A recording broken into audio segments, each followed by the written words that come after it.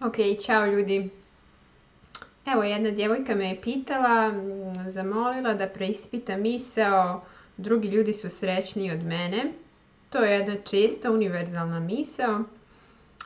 Meni uopšte nije problem da preispitam bilo koju misao i da se stavim u bilo koju situaciju i često kažem ništa ljudsko nije mi strano, jer ne postoji ni jedna misao do sada koju sam čula, a da sam rekla meni je to skroz nepoznato. Ja to nikad ne mogu uopšte da se zamislim u toj situaciji. Dakle, ako ste čovjek i ako dobro sebe poznajete, znači vidjet ćete da zaista možete se staviti u bilo koju situaciju i ispitati kako biste reagovali svoj unutrašnji svijet, vidjeti kako bi to izgledalo. Sad, mislim da je ova misao jako česta. Drugi ljudi su srećniji od mene ili njima je bolje nego mene, jer radi tako da stalno poredi. Znači on živi u snu, poredim neku nestvarnu realnost koju sam zamislila u svojoj glavi sa ovim što jeste i naravno ovo što jeste uvijek gubi u poređenju sa tom fantazijom. Pa ja vas pozivam da zajedno sa mnom krenete na ovo unutrašnje putovanje, nađite neki svoj moment kada ste imali ovu misao, drugim ljudima je bolje, ne, drugi ljudi su srećniji nego ja. Znači, nakon što identifikujete svoju situaciju i možete i zaustaviti ovaj video da to uradite, prvo pitanje iz rada Byron Katie je da li je to istina. Znači, ja sam već dovoljno dugo ovo radila da je moj odgovor ne, ali za vas odgovor može biti da i to je u redu. Znači, ako je odgovor na prvo pitanje da, pozivam vas na drugo pitanje koje glasi možete li biti apsolutno sigurni da su drugi ljudi srećniji od vas? Možete li biti apsolutno sigurni u to? I ovo pitanje opet zahtijeva introspekciju, meditaciju, znači malo da zaronite u sebe. Znači ova riječ apsolutno poziva nas zaista da otvorimo svoj um. Mogu li ja to znati sa svoje male ograničene tačke gledišta? Mogu li znati da su drugi ljudi srećniji od mene? Treće pitanje u radu Byron Katie je kako se osjećate, šta se desi, može se ovo pitanje proširiti, kako se ponašate prema sebi i prema drugima kada vjerujete u misao drugi ljudi su srećniji od mene. Ja sad kad zažmirim i stavim se u neku situaciju, znači vidim da mi ta misao izaziva zavist, da postajem žrtva u svom životu, da se automatski počnem žaliti na život, život nije pravedan, Bog je nepravedan, zašto je baš mene stavio u ovu poziciju? Znači, ego voli da bude žrtva, tako postoji. Znači, drugi ljudi su srećniji od mene, osjećam bijes, ljutnju znači, osjećam se manjom od njih, inferiornijom. Drugi ljudi su srećniji od mene. Osjećam se možda čak i nevrijednom. Osjećam grč u stomaku. Osjećam se malo, skučeno, odvojeno od drugih ljudi i od stvarnosti. Samo zakukuljeno u tu svoju patnju, u tu svoju misao. Ne primjećujem uopšte jednostavnu stvarnost oko sebe. Ne primjećujem sve ono što mi je dato. Ovo je isto jedno pitanje u radu koje ja ponekad postavim ljudima. Znači, šta je to što uopšte ne možete iskusiti? Što uopšte ne možete doživjeti, vidjeti u tom trenutku kada vjerujete u neku stresnu misao. Znači, ja vidim sebe kad vjerujem u misao drugi ljudi su srećni od mene, ne mogu uopšte primijetiti ono što ja imam u ovom momentu, ne mogu primijetiti, znači to može biti od odjeće do hrane, do namještaja, do prostora u kome živim. Znači potpuno zanemarujem cijelu svoju stvarnost i fokusiram se isključivo na tu jednu malu misao, znači sav moj fokus se crpi u tu jednu misao. Ta misao mi zaklanja sve drugo u mom životu. I ponekad također pitam ljude kakvu korist imaš od te misli. Iako nismo svjesni, znači ego ima koristi neke. Najčešća korist je, ja zapravo tako postojim kao odvojena jedinka, odvojena od Boga, od stvarnosti. Njima je bolje nego meni. Da, krivim te druge ljude nesvjesno za tu svoju zavis, možda mržnju, možda bijes. Prebacujem to na njih. Kao da su oni krivi na neki način. Iskaljujem se na njih i onda to mi je na neki izgovor da ne pogledam u sebe i te svoje emocije, nego samo da ih prevalim na njih. Znači, odricanje od odgovornosti za emocije, to je još jedna korist. To je jednostavno i lako kriviti druge, radimo to automatski. Koja bi još mogla biti korist? Da, ego uvijek živi kroz poznato. Njegov jedan jak identitet je ja znam. Ja znam da je njima bolje nego meni. Znači, on voli tu ulogu.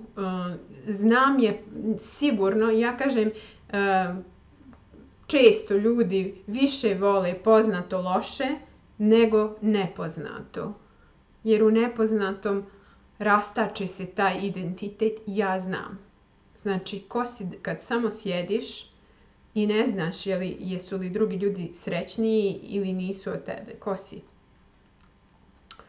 Da, izvinjavam se, prebacila sam se na drugima je bolje nego mene, ali dobro, slična je to misao.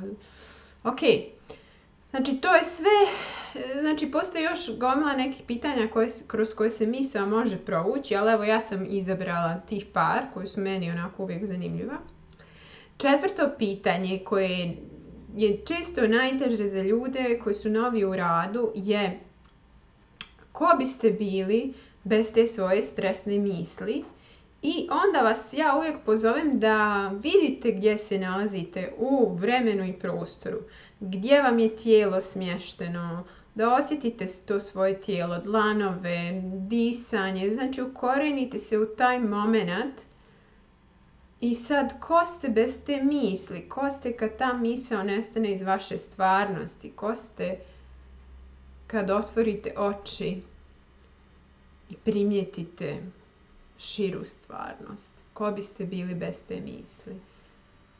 Oni su srećniji nego ja. Znači, ovo je ponovo pitanje koje zahtjeva da iskusite ko ste bez te misli, a ne da pogađate. I ako koristite riječi kao što su vjerovatno bih bila mirnija, to nije to. Znači, ovdje vraćam se u taj moment. Možda sjedim na stolci, možda gledam neki film, možda gledam Instagram, znači ljudi se često porede sa tim nekim idealizovanim životom i tim lijepim nekim slikama tamo, znači ko ste bez ove misli? Drugi ljudi su srećniji nego ja. Ko biste bili kao svemirac kojemu je to prvi dan na zemlji, nema prošlosti, nema budućnosti, našao se u tom tijelu, otvorio je oči i gleda oko sebe. Vidite da ste sasvim ok, da ste sasvim dobro, da ste u miru i da u toj poziciji čak ne znate ništa ko je srećniji, ko nije srećniji. Znači sad idemo na preokrete. Preokret je znači, najjednostavnije u suprotnost. Drugi ljudi nisu srećniji nego ja. I poenta je da nađemo naravno iskrene primjere u koje mi možemo da vjerujemo, ne da lažemo sami sebe. Znači, drugi ljudi nisu srećniji nego ja. Pa ja vidim da svačija sreća ne zavisi uopšte od njegovih okolnosti, ne zavisi od toga da li ima novaca ili nema novaca. Mislim, lijepo je imati, ali naša sreća, naš mir zavisi isključivo od našeg uma. To je to. Znači, i po tome svako je apsolutno ravnopravan. Znači, jednak, drugi ljudi nisu srećniji od mene, imamo istu sasvim mogućnost da budemo srećni. Znači, drugi ljudi nisu srećniji od mene, znači u onome što mi jesmo u svojoj suštini. Ali to opet morate da iskusite, tu svoju suštinu, taj svoj unutrašnji dati mir. To je potpuna ravnopravnost i onda u toj našoj suštini koja je jednaka za sve, dešava se drugačiji san za različite ljude. Znači, neko sanja noćne more, neko sanja malo ljepše snove, ali za sve nas neizostavno život nas budi. Znači, život nas budi iz tih snova i onda nas to boli kada sanjamo da stvarnost treba biti ovakva ili onakva, a ne dešava se takva stvarnost. Znači, drugi ljudi nisu srećni od mene i jednako ih život budi kao i mene. Jednako je život nepredvidljiv i za njih kao i za mene. Jednako se mogu desiti za sve ljude nepredvidljive stvari kao i za mene. Drugi ljudi nisu eto, to su neki primjeri za drugi ljudi nisu srećni od mene. I naravno vi možete naći neke svoje primjere. Ovo su neki moji koji mi odmah dolaze na pamet. Drugi ljudi nisu srećni od mene. Ja vidim da je sva sreća koja dolazi od ega, čak i one divne pozitivne misije, ono forsiranje na tom pozitivizmu danas, jako nestalna, ako nije ukorijenjena u ovom dubokom miru našeg bića. Znači, bilo kakav izvor vanjske sreće za koji se držimo može potencijalno postati izvor velike nesreće. Što se više vežemo za nešto kao izvor naše sreće, to ono ima veću šansu da nas unesreći. Dakle, to je još jedan primjer. Ja sam srećnija od drugih ljudi ili ja sam podjednako srećna kao drugi ljudi. Da, ja sam podjednako srećna kao drugi ljudi kada ne razmišljamo o tome, kada živim svoj život. Znači, ja vidim recimo tu osobu koja mi je postavila ovo pitanje, vidim je na primjer kako ustaje ujutro, jede doručak svoj, kao i gomile mase ostalih ljudi. Tu se ništa ne razlikuje. Znači, sjediš na stolici, jedeš. To je stvarnost za 95% ljudi. Znači, Katie kaže, postoje 3 stvari koje se dešavaju, znači, cijelo vrijeme. To je, znači, sjedim, stojim, ležim. Uspješna sam u sve te 3 situacije. Znači, znam uspješno da sjedim, znam uspješno da ležim i znam uspješno da stojim.